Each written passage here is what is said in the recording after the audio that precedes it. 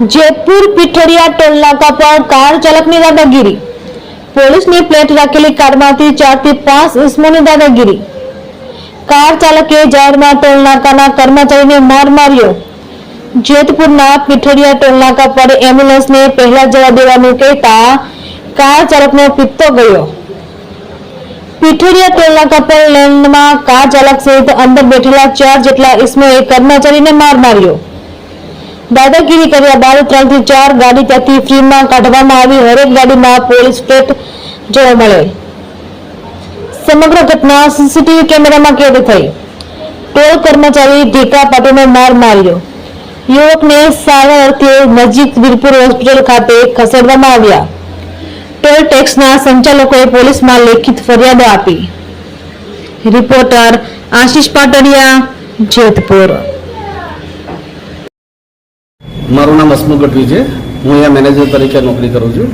આજરોજ જેતપુરથી પીઠડિયા આવતી સાઈડમાં ઇમરજન્સી લાઈન છે, ત્યાં તહેવારના કારણે જે ટ્રાફિક થયો હતો એમાં અમુક ઇમરજન્સી ગાડીઓનો જે લાઈન છે એની અંદર એમ્બ્યુલન્સ પાછળ આવતી હતી, એક ગાડી વચ્ચે આવી ગઈ।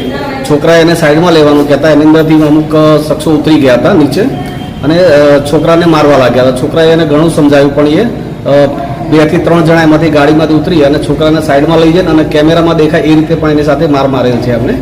અમારા સ્ટાફે એને છોડાવવા જતાં જોયું તો અમારા સ્ટાફને ઘણું વાગેલ હોવાથી અત્યારે અમે અહીંયાને સિવિલ હોસ્પિટલમાં લઈને આવ્યા છે, વીરપુર સરકારી હોસ્પિટલમાં।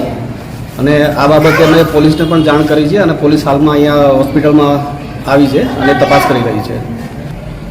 ઢીકા પાટું અને હાથ પકડીને લાતોથી એ રીતે 4-5 જણા એને પકડી રાખી અને પાછળને મારવા લાગેલા એને, જેમાંથી અમુક સ્ત્રીઓ પણ હતી અને ધારદાર હથિયાર જેવું પણ કંઈક એની પાસે દેખાતું હતું, જે પાછળ સંતાડીને ગાડીમાં મૂકતો કેમેરામાં જોવા મળે છે। એ બાબતે તમે શું કાર્યવાહી કરી? એ બાબતે અમે અત્યારે સૌથી પહેલાં તો એને હોસ્પિટલમાં અહીંયા લાવ્યા છીએ અને તાત્કાલિક અમે સારવાર કરાવીએ છીએ અને વીરપુર પોલીસને પણ જાણ કરી છે અને હાલમાં પોલીસ પણ એની કાર્યવાહી કરી રહી છે અને ફરિયાદ નોંધાવી છે।